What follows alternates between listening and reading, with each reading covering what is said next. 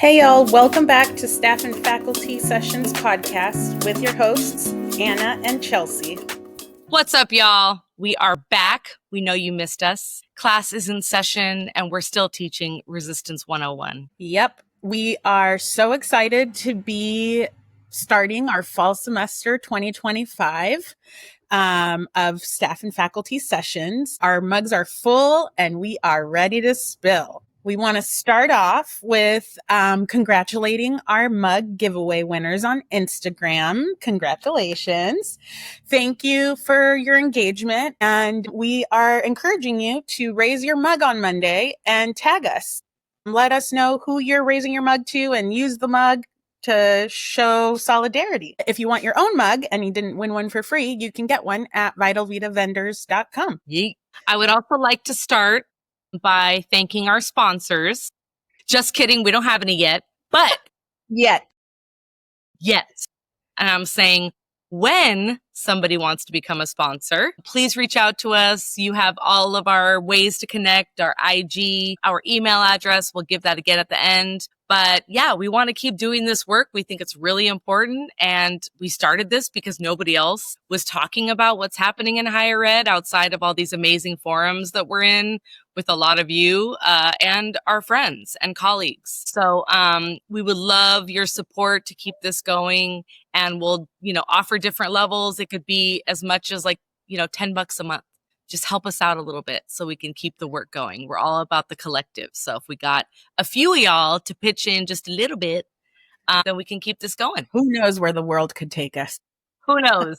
You can do the burning 20 month. Yeah. And we have a PayPal set up, so you can find all that information on the show notes. So check that out. So we're going to check in, and it's been a while. Well, Chelsea and I have seen each other, but we haven't talked to you all in a while. So we want to just check in about kind of how the summer's going, what's coming up for us. Do you want to start, Chelsea? Sure. It's been an interesting time, right? I feel like we're always, again, trying to kind of tap into our joy and make sure that we have those spaces for laughter, for dance, like whatever kind of fills your cup, fills your mug. But it's a tough time. There's a lot of shit going on. It's our, instead of a hot girl summer, we're having like a fascist summer. So we're all trying to resist in our own way. It's a resistance summer. Yep. So we're all trying to, resist in our own ways, really thinking about the kids and our youth and our students in higher ed that are going to be returning to school. And what are they coming back to, right? With all the kind of ICE presence and other things going on. So that's weighing a little bit heavy. I have made a lot of time. I have a little bonus son, and we've been going to the beach a lot with our crazy dog too. So just trying to find those little moments of joy and to just sit in the sunshine and take in all of that. Yeah. But yeah. Yeah. As Chelsea said, it's been heavy, as I'm sure all of you are feeling it as well. All of our lives are being impacted in various places in life. And I'm not going to lie, I think the hope piece was a little hard for a minute. I felt like it was so much negative, harmful shit and just not enough fight. But I'm really loving seeing people, especially in major cities. Shout out to LA in particular. They've really showed up and showed out, and just seeing all of the people coming out of the woodwork and being like, not today, Satan, is feeling powerful. And I know, times like these are hard and likely will result in a bit more worsening before we can reclaim our, sovereignty as people and whatever we want this nation to look like. But I'm definitely grounded in the fact that I'm seeing a lot more people resisting in whatever way makes sense. My husband, of course, he has my radical ass over here pushing him more and more left. But even with him, like, I'm seeing a lot of changes in terms of especially like the connection to work and really recognizing how that is an anchor point of exploitation, right? And like they set up a system where we can't really challenge it because everything's written to protect the employer and fuck the employee. And I just love seeing the working class folks coming together, messy as it might be, but really trying to come in together and, yeah, be in solidarity and fight against this oppressive structure that we have going and this fascist regime that has taken over our country. Absolutely. And I think I love that framework because I think that's how it starts, right? Is people like interrogating both larger systems and then just the spaces that they exist within and how those structures are oppressive. And I remember even like the farce of Uli, you know, it was like, it was not, and I'm sure this is different for a lot of the folks that are in red states, right? Feeling y'all.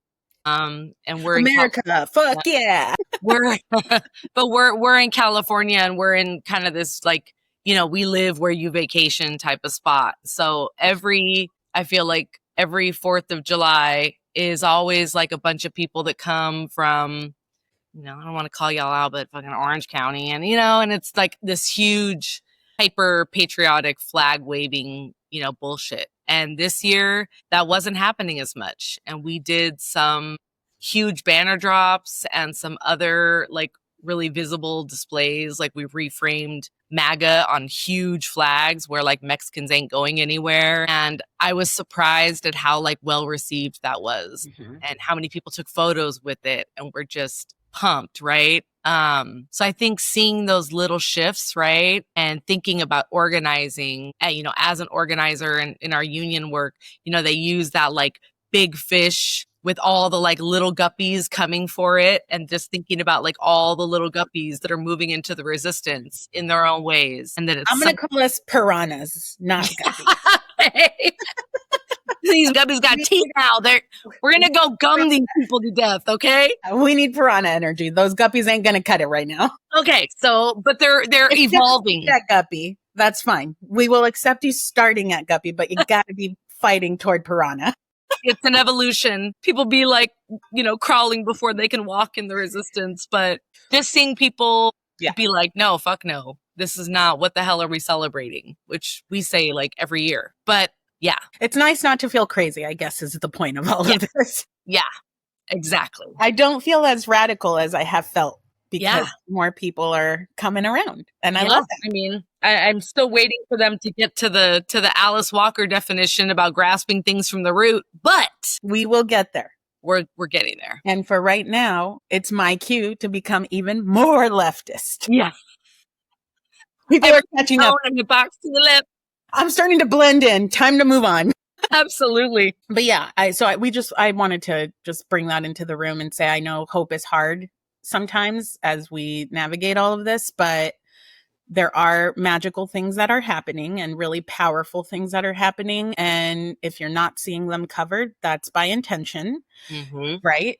As we know, the revolution will not be televised, but it will potentially be on your social media feeds. So follow people who are out there in the street so that you can get the actual tea, not the propagandized version. Yeah. And also an opportunity to raise our mugs and maybe have a moment of silence for the journalists in Gaza, right? That we're all just murdered by the state. Thinking about like when truth becomes dangerous, right? When journalists have to get, you know, taken out so they can reclaim the narrative. Yeah, so they can stop televising. Telling the truth. Yep. But that's why it's important, right? That's why we need to speak our truth. And there are people out there that are taking much bigger risks than we ever could imagine. And that's why this little space that we're in, right? Our little podcast, we're hoping we can be part of the people that plant those seeds of truth and revolution. And for the record, if we go missing, it wasn't our doing. Yeah. Yeah. Mostly kidding, but you never know these days. I'm going to write a note right now. Which actually, I guess, is a nice segue into the tea in the news. Yeah. There's a lot of news coming out on a daily basis, on an hourly basis, almost, it feels like. And as Chelsea and I were kind of talking about what we wanted to bring in to this episode today, it was hard to narrow down because there's a lot. And I think part of what we kind of settled into is leaning into that hope a bit, because you know, as Chelsea always reminds me with Mariam Kaba's words, hope is a discipline. And I think that discipline can be really challenging to stick to when we're seeing the type of stuff happening that we're seeing, the like violence, the attacks on civil liberties, the attacks on being educated, all the control of women's bodies, of children. Yep. It's sickening. And so it's hard sometimes to like sit in that. And I know for me, and I think our brains are kind of wired to do this. We focus on the negative stuff and have a lot harder time identifying where some of the wins are, because that's our brains are, designed to find the problem. So I was really anxiety brains, bro, and pattern recognition. I'm just like, I know where this is going. Yeah. Why does no one see it? But yeah, so we wanted to kind of share a couple of wins and staying hopeful that more will come. And all of this is part of the resistance. Are the politicians going to save us? No. Are the courts going to save us? No. But do they still need to be out there fighting and doing their thing? Yep. And so do we, right? We all have our place in this. So yeah, I don't know. Just wanting some hope infusion. Absolutely. And so we've got the CA 37 lawsuits that have restored the $168 billion, right? To education. California doing the damn thing, per usual. I mean, apparently we're about to become our own shit, our own country. Sorry for the rest of y'all, because we be paying for a lot of shit, apparently. Yeah. Can we also just, like, with our hope discipline, how Gavin was just trolling the fuck out of Trump? So funny. All weekend long. So funny. And we are big fans of, again, that's sometimes just the shit that keeps you sane. It's like when your life is one big, like, SNL episode where you're like, we can't even make, like, The Onion. They put The Onion out of business because, like, how could you come up with, a parody that is stranger than what's actually going on? Right. Zach tells me all the time, he'll read me headlines, and it's like a game we do now. Is it The Onion or is it true? I don't know.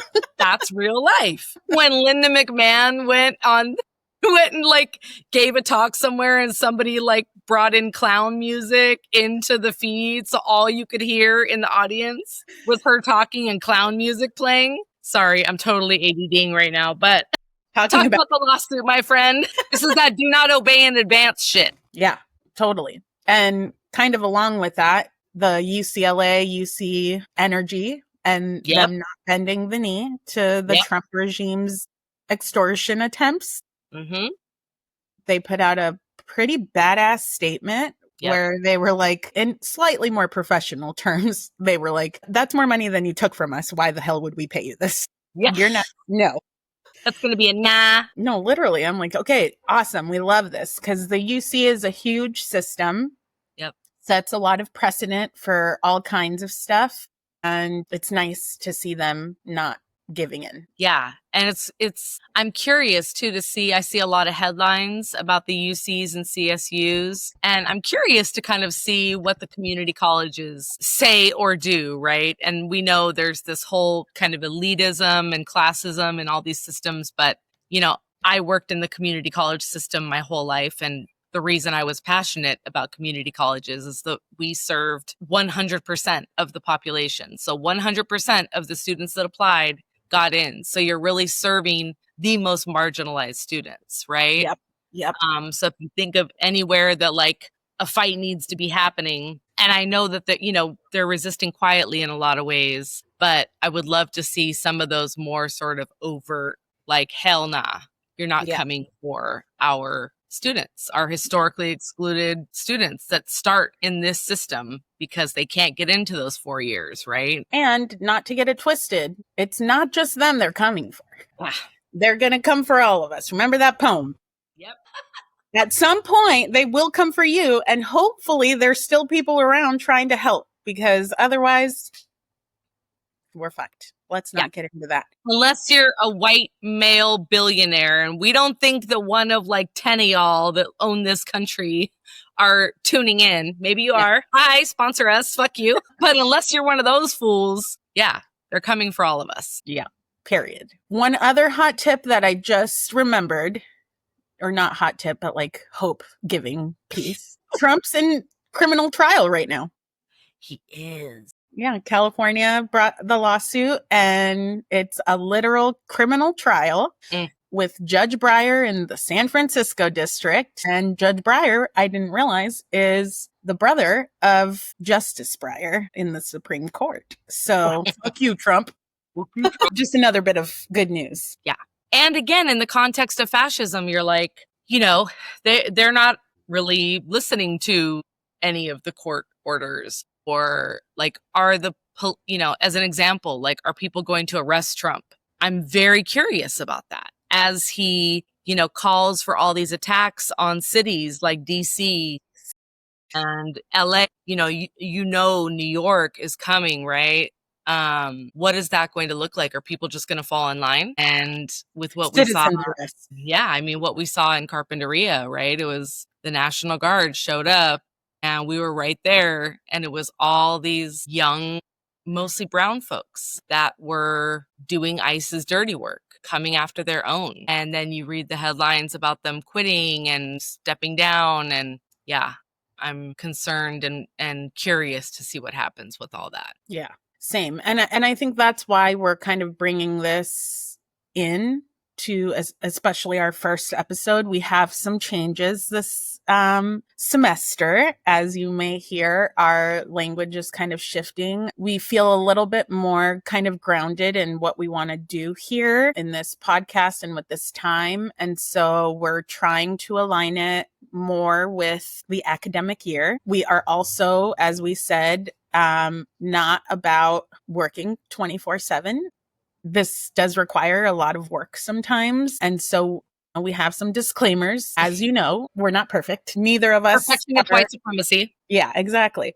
So part of our intention with the way that we're doing the podcast is we just want to be real, right? Mm-hmm. And so the reality is we don't have a ton of technical skills in the editing department. And, I'm learning, I'm finding out more stuff. I figured out website stuff a little more. So maybe someday, and I am enjoying it. So maybe someday it will. Anna's doing the most, y'all. Improve.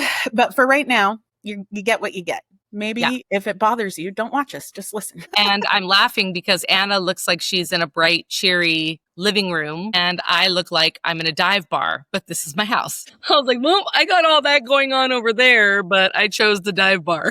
Hey, it is what it is. And, the walls over here are white because we rent. So the struggle and we're going to have a lot of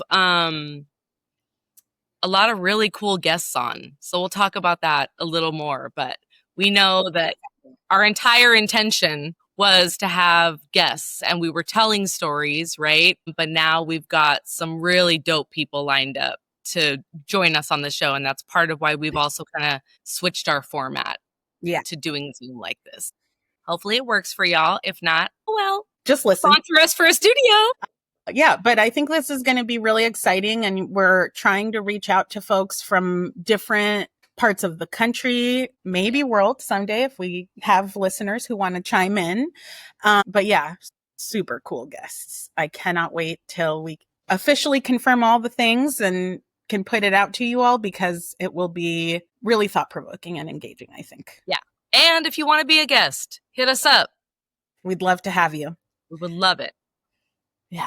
Again, especially from, outside of Cali, right? Outside of California. Like, we would love to hear from some of y'all in other spaces because we know that we're in a little bit of a bubble, right? And so I would love to also hear all of the dope, resistors in those red states, Black and brown folks, Native Indigenous folks in particular that are working in these systems, working in education, and your entire life, has been about resistance. Everywhere you are in the system, it is, right? We've got this nice racism and classism here. It's all the same shit. But we would love to hear your perspectives because that's part of our learning too. Yeah. And one quick plug too is we're looking for an HR professional who would like to come on and just spill some tea on the HR world from an employee protection lens. I know that's not typically your role in HR, but you know how to not do that. So then you have to know how to do that too. So basically we're looking for an ex-HR employee Current. We can be anonymous. We don't have to do your voice. If you want to speak, we can camouflage it with voice effects. We will do anything we can to protect you if you're willing to come and share the tea to help us protect each other and ourselves. Bro, we could literally do like a Halloween episode and have it be like hella spooky, spooky voice while you talk about employee rights and HR is not your friend. Yeah, literally. Do that shit. So if that's you, reach out to us. You can DM us or send us an email, and we would be so excited to have you. Yes. Chelsea, what do you think is one big lesson from your own resistance journey that is carrying you into this semester? That's a big one. I was trying to marinate on this earlier and I was like, whew, so many. I think for me, I was really sort of marinating in that concept of self-acceptance, right? And I used to do a lot of this work with my students actually, where like that sort of radical self-acceptance that's different from self-esteem, right? A lot of people talk about and teach about self-esteem. And for me, self-acceptance is so much more tangible and relatable in terms of my own experience. So, I've shared this already. It's been a grief, experience for me with leaving higher education, leaving the institution that I worked in for over 20 years, doing work that was very connected to my own lived experience. It was a huge part of my identity, right? So having to decouple that, which we talked about a lot, I think last semester was kind of like our opening and our grief, right? Where we were processing a lot of our own experience with you. And then bringing in your voices, which were so relatable. So I think for me, it's been a messy ass journey. And there were things that, maybe I would have done different. Like, when you know better, you do better. I don't remember if that was Maya Angelou who said that or Oprah. It was one of those amazing Black women. But I've just really been sitting with that a lot around like I was in the same system for a very long time and I grew up in that system. I was one of those students that came up there. And so I learned based on what I saw, within that place. And then I learned so much outside of it in organizing that then I tried to bring a lot of that energy into the system, and the system don't want that, right? Turns out not so fun. Yeah. So we've been doing a lot of the embodied therapy work. Can't wait for embodied renegade to hit. More on that later. But yeah, just like getting more in tune with my body, figuring out what my triggers are. I think COVID also, again, gave me a lot of distance and space from like being physically in proximity with trauma all day and, going through these what did my friend call them the other day? Like these queenager years of like perimenopause and all this shit. Like that's sick. I love that terminology. Yeah.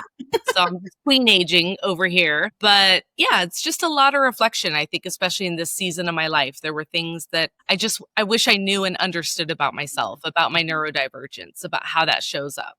So I didn't shame myself so much while everybody else was shaming me in that system, right? It was like I had great relationships with colleagues and students. And then I had those folks who treated me like I was crazy because I was an activist, because I advocated hard for students and for my colleagues. And I didn't advocate enough for myself for many, many years. And Anna's one of the people that made me really step into that through modeling that and encouraging me and loving me. So I think just sitting with like that self-acceptance piece that's been my biggest takeaway, and really just honoring that for everybody here, especially if you're still working in the system. Like I know y'all are anxious about fall. If you're in, res life, and Anna's worked in that system, like I see your stories about just how exploitive and exhausting and all that is. And as somebody in student services or student affairs, as staff, we didn't get breaks. It was like you got a short Christmas break and then you're back. And all the full-time faculty were still off. And I remember, even though you understand why, right? Emotionally, when you're exhausted and you're struggling, those resentments oftentimes are there and they're real. So honoring my own journey of self-acceptance and passing that on to y'all, hopefully. Google that. It's a really beautiful thing to get a deeper kind of dive on what it looks like. Check. Yeah, I love that. And I think that is the biggest things is like we internalize so much negative feedback from people who really don't matter. Like, I think that's one of the pieces for me as you were talking that like kind of came up is, and I saw it somewhere else too, this comment about like, would you want to live the life of the person who's giving you advice? And that was huge for me because I was like, oh yeah, no, I hate most of those people. Like, I would not want that. Right. Yeah. So being really intentional about how I'm taking in information and being more discerning with it, I think has been huge. And kind of couple that with, you know, Chelsea and everybody around me right now hears me say this often, but I'm like, feel the fear and do it anyway. Yep. That has been so powerful for me. Again, getting in tune with your body, getting in tune with the information that it's giving you. There's a reason that there's fear coming up, right? And for me, I think it's been really helpful to work on discerning that fear some, and trying to also recalibrate my body to understand when are you really in danger and when is this something that you actually need to fight or flight? Yes. And when is there maybe a trauma that happened there that's feeding, you know, unrealistic fear that doesn't need to be as overwhelming and, you know, taking over whatever is happening. So that I think for me has been kind of the big lesson in my resistance. And, you know, people tell me all the time and they're like, how do you do that? Like, how do you just say shit? And how do you do that? And I can't even imagine getting up in front of the board, you know, and talking my shit this way. And I pretty much tell people I'm fucking scared. Yeah. Like, I'm scared. And then I'm just overcoming that. Putting it aside, compartmentalizing it in whatever way needs to happen, letting it actually kind of flood my body a little bit before, and then finding practices to help me, you know, recenter and realize, again, me speaking in front of a room is scary. There is risk happening here, but I'm also not going to die. Like, I'm not, you know, in a war zone right now. Maybe that will change at some point. And so then, like I said, it for me, again, just really discerning that piece around what fear is fear that we need to respect and honor and be like, get me out of here. That's dangerous. And what fear is really just discomfort with putting yourself out there, maybe not being liked, you know, whatever it is that's kind of fueling that fear. And again, going back to who cares if you don't like me? If you don't like me because I'm standing up for people, is that really someone that I need to have in a close circle of friends? Not me. I don't know about you. We're hated by all the right people. Exactly. We love it. I'm like, that is actually my biggest flex, the list of people who hate me. Yep. Absolutely. And thinking about like, I love that you're framing that because in the beginning, like we were talking about that truth telling and like how, you know, our silence has never protected us, right? Either. It's never protected a lot of the people on this that are listening to this right now. Your silences have not protected you. My silences did not protect me. And so when I kind of made that choice, and oftentimes for us, I feel like this is kind of how we became friends. Like it wasn't even a conscious choice. It was like, I can't not speak up in a moment where I'm bearing witness to bullshit, to injustice, to like watching people be harmed and watching people be gaslit like I was for so many years, right? So it's holding that both end of like, we make choices, right? And I think for some of us that are just wired this way, it's like, man, what choice do we have but to be ourselves? Yeah. And that it doesn't have to look any one way. I think that's the other thing that we're really trying to put out there is there is no one right way for you to resist. And there will be people who disagree with whatever resistance you choose, even if it's totally rooted in all of the things that it should be rooted in. Resistance is resistance, and people are not going to like that. Right. And so again, you don't have to be the one in the front yelling all the things and telling everyone all the things to their face. There's lots of different ways that you can support, you know, if you're more strategic and good with words and policies and things like that. How can you use that to help support maybe those that are at the front, right? If you are a caretaker and you're doing what you can to help care for those that are out here risking their lives, their livelihoods for us, that's so powerful. My therapist, and I've seen this with folks talking about this consistently as well, the whisper networks, the mutual aid, all that stuff where you're creating opportunities for people to access resources that they might not have access to that are literally life-saving, right? And a lot of these therapists and counselors are offering their services at no cost to some people. And that's beautiful, right? And so one thing I hope everybody walks away with or takes away from this episode is, what is my role in the resistance and how am I showing up in that? Am I showing up in that role? And if not, what needs to shift? Because if you're not part of the resistance, don't get mad. We're not going to hold your hand when we say this, then you are part of the problem. Yeah. Period. So Ain't you no are either neutrality. resisting or not, right? And if you're not resisting, that means you're supporting what's happening. If that's how you feel, then I'm not sure why you're listening to this podcast, but maybe we'll change your mind. Maybe they're ready to learn. And again, this moment in history especially is an interrogation for all of us, right? If you're not sitting with who am I and where am I in this moment where we're literally living history? Are you the person, you think about all those photos that weren't that long ago, by the way. I think Ruby Bridges just turned 70. Yeah. It was not that long ago, where they're trying to resegregate schools now. Like, we're living this shit. Or you think about those lunch counters, right? Where, are you the white kids behind the Black students? I'm not even talking about the ones that were pouring shit and being violent with them. Are you behind those people just standing there doing nothing, right?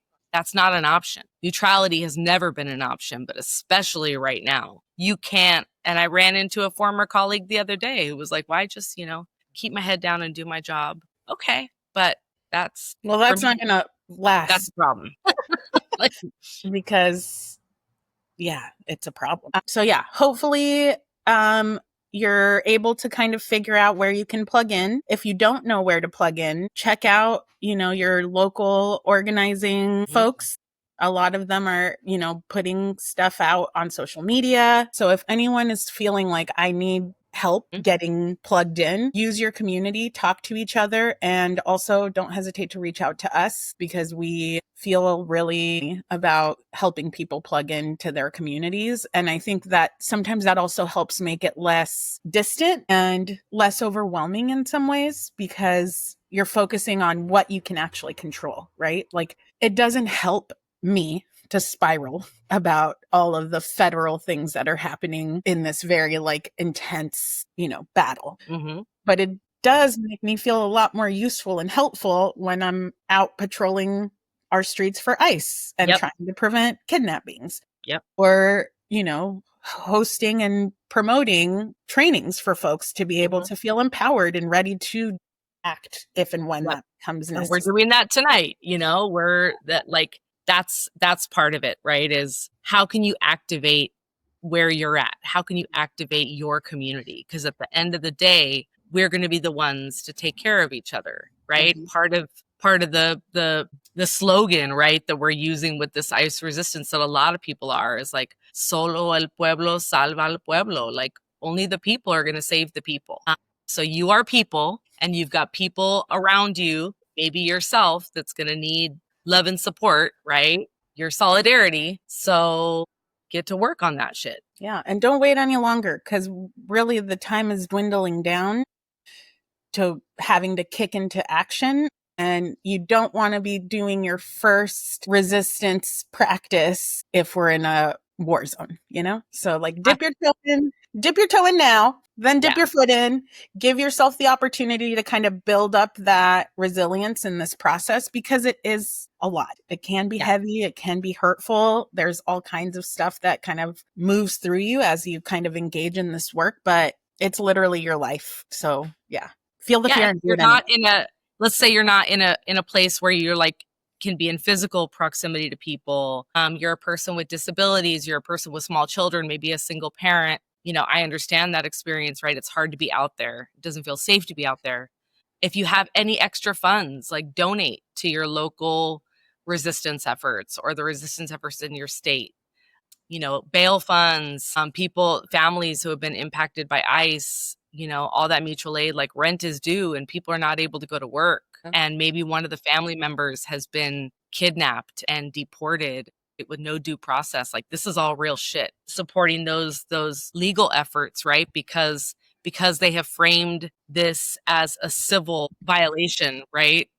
Not a crime, but they have it as a civil infraction. Like, people who are facing deportation don't have the right to legal counsel paid by the government. So it's all these other organizations and lawyers and ACLU and all these spaces that are stepping up. So multiple ways. And again, just find where your strengths and interests align with the resistance. It doesn't have to look any one way. We just encourage you to get out there and start doing something if you're not already. Something you said I felt was like a good transition into our resistance resource of the week. Yes. So when you were talking about silence never protecting us and why it is important for us to speak out about this stuff, I thought it would be super awesome to share with folks the resource of NELA, which is the National Employment Lawyers Association. They have a lot of great resources available if you or someone you know is an attorney for employment law. Become affiliated with them. If you are seeking an attorney, that's also a great place to start. If you go to nela.org, they have an affiliates section where you can click on the map for your state and find connection points in that area. And we bring this up because as I educate myself more about law and employment and the things that employers get away with, it becomes so clear that it's the silence that is protecting the abuser in the system, right?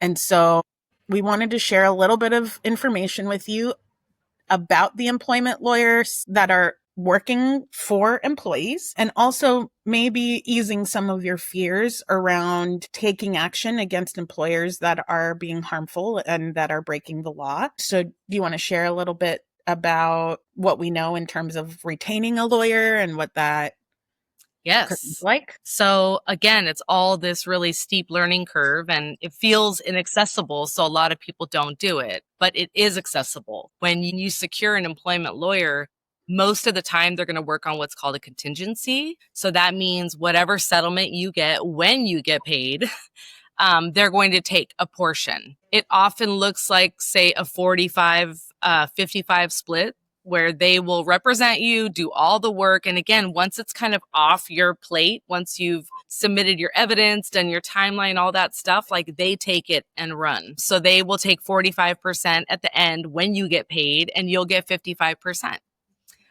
Because they know that most of us don't have a whole lot of money.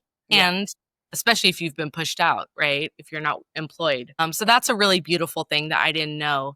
You also, if you're unionized, your union should have a list of lawyers that they work with that are trusted, that'll work with unionized folks. So that's another thing to just kind of, a lot of those resources, we have them and we just don't utilize them. Mm-hmm. So do a little bit of digging. Whatever state you're in, you can probably, depending on what your case looks like, you can file with the Office of Civil Liberties. There's a lot of different kind of places, but this is an amazing resource. NELA is an amazing resource, even as a starting point. Just like open the tab and leave it open. If you're like me, where you just need to like marinate on it and take it in for a little bit, do that when you get off here. Yeah, bookmark it. You don't even have to look at it right now. And, maybe you're working in a place that isn't needing to be held accountable. And great, we love that. But it's important for you to know that in case any of your friends or colleagues are having a different experience. It is accountability season, and everyone who's been moving through life in ways that are abusive and harmful, I believe, is getting called to the carpet right now.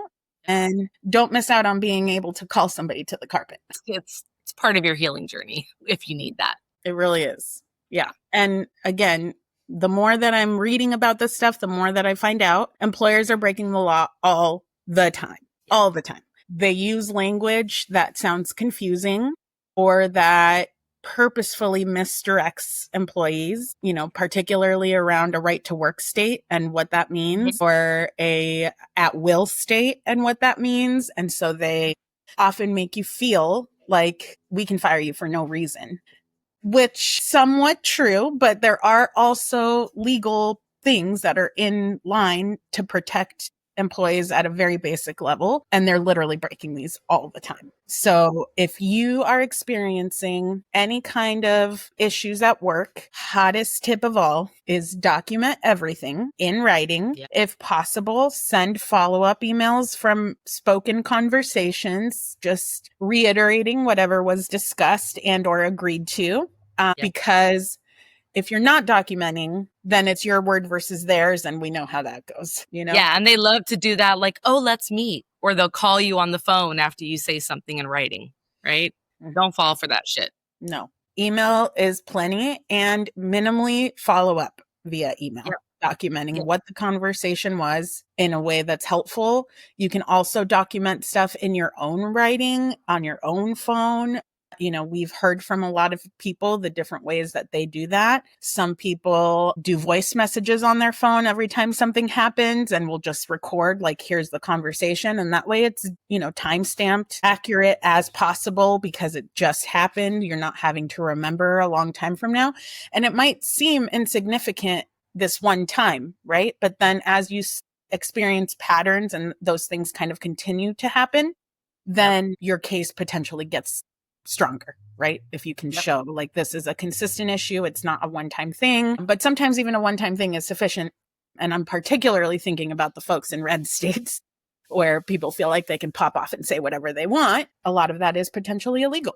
And even if you're not documenting to like maybe take action legally, I will say it's also like Dear Diary when you're in a shitty relationship maybe and then you like leave or you get pushed out or whatever, or you're thinking about another job. Or some people, we see this, right? There are some people who leave higher ed and then they miss the students. And so they kind of start like feeling that regret. No shame in that, right? But when you have all that documented, when you start to kind of romanticize that, if you're in a space that's harmful, it's good to look back and be like, no, hell yeah. Or if you're gaslighting yourself about your experience, you can look back and in black and white or your voice messages or whatever, you can be like, no, this was bad. This is what I experienced. Yeah, validate your own feelings. Sometimes, they're going to be out here trying to stomp it down and make you feel crazy and gaslight you. And it is so healing to be like, no, like you cannot disrupt my understanding of what's happened to me. Yep. Really Don't bullshit a bullshitter. Exactly. So that's our resource of the week. Again, we got to hold people accountable. And so in whatever way that shows up for you, we support you. We are with you in the fight and want this space to hopefully help give you the courage that we are sometimes missing and feeling validated in whatever you want to bring forward. Yep. Do it. Yeah. Well, we're at the end of our episode. Thanks for letting us chat your ears off. We have good to be back. It's really good to be back. And we have a great lineup, as was mentioned earlier, of guests coming and topics that we're going to be covering, always talking about employee rights and protecting yourself, especially when you are naming things and then begin experiencing retaliation. We are also very much interested in covering all of the stuff going on with ICE, aka the new Gestapo, and the resistance in that, because we don't see any of this as separate. All of the political happenings are connected to our lives every day and to our work every day. It's impacting our students and our colleagues every day. And so we really see them as connected. There's no separating the politics from the work. So the political is personal. That's where we stand. That's what we're doing. And that's why we bring up all this political stuff so much, because, again, the issues are going to continue coming. There's major budget cuts potentially coming. That's going to deeply affect many of our jobs. And we want staff and faculty to feel empowered to resist in their own way, to identify different strategies that folks are using, And so those are some of the folks that we're going to have on and sharing their stories of resisting and what that has looked like for them. So hopefully you will be excited like we are, and we'd love to hear from you. Yes. And I think we're going to have to, I don't want to leave, but I know, but first let's remind them about where to submit stories, because we're still taking those. Yes. So if you go, we have our tinyurl.com/T spilling HE. We have a link tree, which will be in the show notes, and that's where you can find all the others. Yeah, so you can find a lot of the tea that we dropped in this episode and the articles, things that we're referencing in our show notes. So don't hesitate to check that out. We post on YouTube, Spotify, and Apple Podcasts. So you can check any of those platforms out and find our episodes and our resources. And then also please follow us on IG and YouTube and subscribe on Spotify and Apple. It will help us hopefully find sponsors to help power this movement. I'm going to my stepbrothers, maybe you. Yeah. Or your friends, or, if you have rich parents or grandparents. I mean, this is one way to support the resistance. Send them our way. PayPal QR code available. Yes.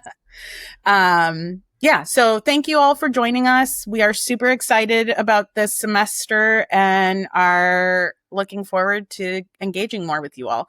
One quick note, too, is we're not really going to be using TikTok anymore unless some other major change comes around the way that it will be set up. In September, there's supposed to be a new version that will be US only, and we are not supporting the propaganda, so we will not be using that app anymore. But please follow us on IG and YouTube. Okay, let's do that. All right. So, as we always say, moving through this week and waiting for the next exciting episode, stay rooted, stay radical, stay resisting. Thanks for listening to another episode of the Staff and FaculTEA Sessions podcast. Please follow and subscribe and shop our Vital Vita Vendors collection to support our work.